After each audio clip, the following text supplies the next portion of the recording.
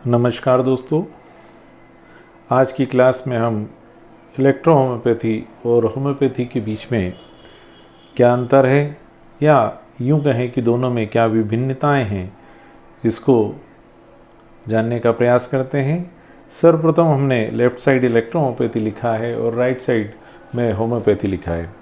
अब हम number 1 point पर आते हैं। इलेक्ट्रो होम्योपैथी की खोज सन 1865 ईस्वी में इटली में हुई। उसी तरह होम्योपैथी की खोज सन 1796 ईस्वी में जर्मनी में हुई। नंबर 2, जन्मदाता की बात करें तो इलेक्ट्रो होम्योपैथी के जन्मदाता डॉक्टर काउंट सीजर मेडी थे।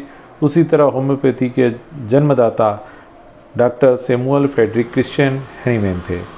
नंबर 3 पर हम बात करते हैं औषधियों की। इलेक्ट्रो होम्योपैथी की औषधियाँ केवल और केवल वनस्पति जगत से ही तैयार की जाती है।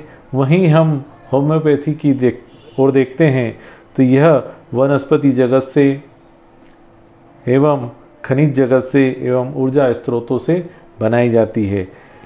अब हम यहाँ पर देखते हैं वनस्पति जगत से, जहाँ पर इलेक्ट्रो होम्योपैथी प्लांट से बनाई जाती है, वहाँ पर होम्योपैथी भी प्लांट से ही बनाई जाती है। नंबर 2, प्राणी जगत से। इसमें प्राणी जगत का भी उपयोग किया जाता है होम्योपैथी में, नोसोडस रोग के बीज से। नंबर 2, सार्कोडस स्वस्थ जीव के ग्रंथि, स्त्राव एवं टिश्यू से यह औषधियाँ बनाई जाती है। इसी तरह अन्य प्राणियों से भी औषधियाँ बनाई जाती है। होम्योपैथी का खनिज जगत से, जहाँ पर हम इलेक्ट्रो होम्योपैथी सिर्फ और सिर्फ वनस्पति जगत से उपयोग में लाते हैं। यहाँ पर खनिज जगत से भी औषधियाँ बनाई जाती हैं, जिसमें धातुएं व अधातुएं दोनों हैं। नंबर 2, रासायनिक पदार्थ हैं। नंबर 3, लवण है। नंबर 2, ऊर्जा स्रोत, जिसमें हम कहें एक्सरे से भी होम्योपैथी की दवाइयाँ निर्मित की जाती है। उसी तरह नंबर 4 पर दवाओं के निर्माण में इलेक्ट्रो होम्योपैथी में केवल और केवल डिस्टिल वाटर या जिसे आसुत जल कहते हैं, उसके द्वारा ही औषधियाँ बनाई जाती है। वहीं हम होम्योपैथी की बात करें तो अल्कोहल से, रेक्टिफाइड स्पिरिट से, डिस्पेंसिंग अल्कोहल एवं शुगर ऑफ मिल्क से इसकी औषधियाँ बनाई जाती है। नंबर 5, मुख्य इलेक्ट्रो होम्योपैथी में जो मूल अर्क है एक विशेष तकनीक द्वारा बनाया जाता है, जिसे कोहोबेशन कहते हैं, एवं स्पेजरिक पद्धति से भी इसे बनाया जाता है, जिसे स्पेजरिक एसेंस कहते हैं।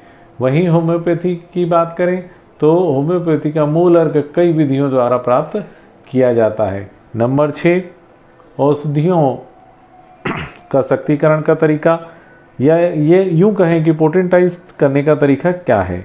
इलेक्ट्रो होम्योपैथी में प्रथम भाग स्पेजरिक एसेंस या मूल अर्क लिया जाता है, 9 भाग आसुत जल लिया जाता है और इस तरह हम प्रथम डाइल्यूशंस का निर्माण करते हैं।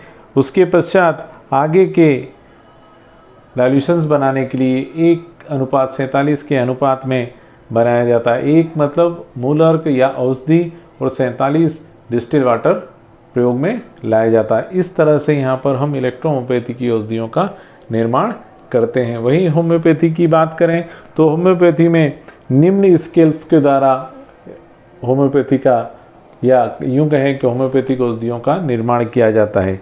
नंबर 1 है डेसिमल स्केल। इसमें आवश्यक ड्रग यानी मूल अर्क, जिसको हम मदर टिंचर कहते हैं, 1 भाग लिया जाता है तथा 9 भाग जो है डिस्पेंसिंग अल्कोहल या रेक्टिफाइड स्पिरिट लिया जाता है और शुगर ऑफ मिल्क के 9 भाग में मिश्रित किया जाता है। इसकी पोटेंसी यह बन जाती है पोटेंसी, और इसके पीछे हम लोग एक्स का निशान लगाते हैं। जहाँ पर भी हम होम्योपैथी में देखें एक्स का निशान, मतलब यह 1:9 के रेशियो से बनाई गई है।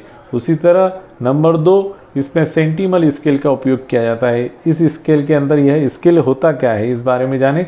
यह स्केल होता है 1:99। यहाँ ये बात ध्यान रखना है कि एक जो है वह मूल्य औषधि है या ड्रग है, और 99 भाग जो है यहाँ पर रेक्टिफाइड स्पिरिट लिया जाता है और इसे पोटेंसी लिखते हैं। नंबर 3 है, इसमें 50 मिलीसीवल स्केल।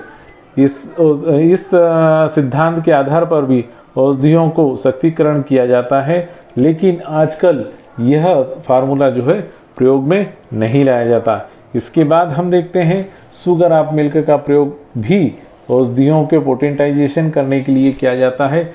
यह विधि जो है ट्राइट्यूरेशन कहलाती है। नंबर 7 की बात करें इलेक्ट्रोहोम्योपैथी में, रोग के कारण, जहां हर पैथी में रोगों को बांटा गया है कि रोगों किस कारण से उत्पन्न होते हैं, वहीं पर यहाँ पर हमको देखने में आता है रोग के कारण इलेक्ट्रोहोम्योपैथी में सबसे पहला होता है रक्त का अशुद्ध होना। जब रक्त आपका शुद्ध हो जाता है, इसे ही रक्त की या रक्त प्रकृति कहते हैं। नंबर 2 है लिम्फ का शुद्ध होना। जब लिम्फ रस आपका शुद्ध हो जाता है तो इससे संबंधित रोग जो होते हैं वह लिम्फ प्रकृति के होते हैं। नंबर 3 इसमें आता है मिश्रित प्रकृति, जहाँ पर रक्त और लिम्फ दोनों मिक्स पाई जाती है तो वह प्रकृति मिश्रित प्रकृति कहलाती है। और वहीं हम होम्योपैथी में बात करें, यहाँ पर रोगों को सिर्फ और सिर्फ 2 भागों में विभाजित किया गया है। एक नया रोग जिसको हम एक्यूट डिसीज़ कहते हैं, नंबर 2 पुराना रोग या जिसे हम क्रॉनिक डिसीज़ कहते हैं। पुराने रोगों के अंदर भी यहाँ पर मुख्यतः 3 कारण बता दिए गए हैं कि पहला है सोरा, दूसरा है सिफिलिस और तीसरा है साइकोसिस। इस तरह होम्योपैथी और इलेक्ट्रोहोम्योपैथी दोनों को रोगों के कारणों में विभाजित किया गया है। नंबर 8 इलेक्ट्रोहोम्योपैथी औषधियों का परीक्षण जो है हमेशा रोगी पर ही किया जाता है। यह एक बात ध्यान देने योग्य बात है कि यहाँ पर जो है रोगी पर ही इसका परीक्षण किया जाता है इलेक्ट्रोहोम्योपैथी में।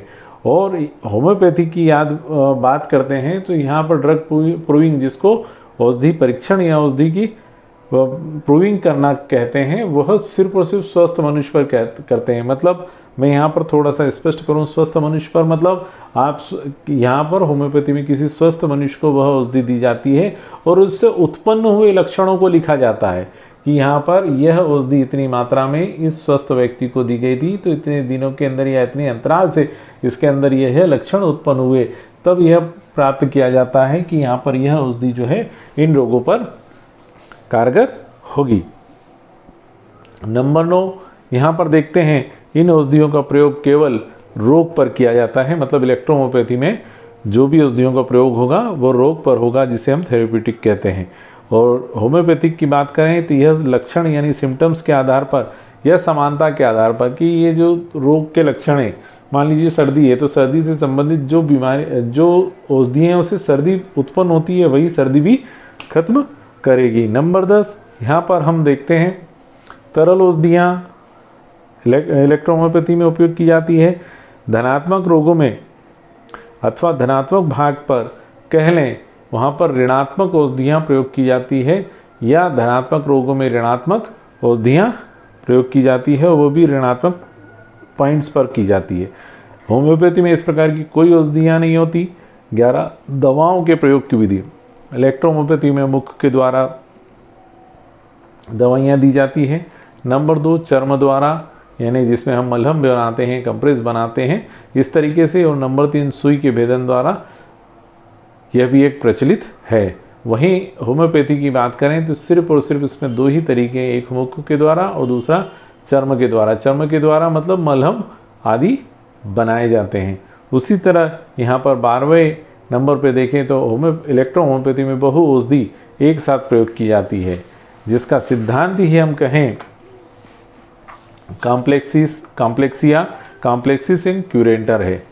और होम्योपैथी की बात करते हैं यहाँ पर एक औषधि या कभी कभी एक से ज़्यादा 2 औषधियों का प्रयोग किया जाता है, और इसका सिद्धांत कहलाता है सिमिलिया सिमिलिबस क्यूरेंटर।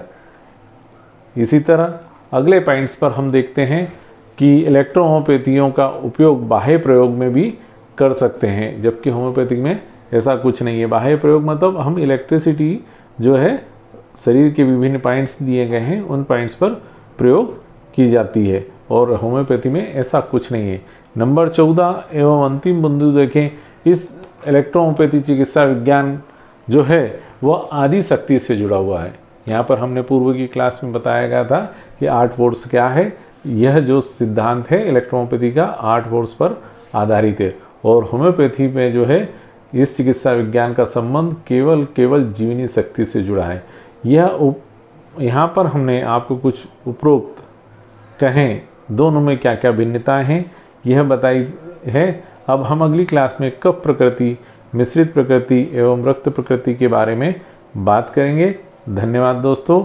यदि अभी तक आपने हमारे चैनल को सब्सक्राइब नहीं किया है तो आप हमारे चैनल को सब्सक्राइब करें और यह वीडियो आपको अच्छा लगा हो तो इसे आगे फॉरवर्ड कर दें। धन्यवाद। जय मिट्टी।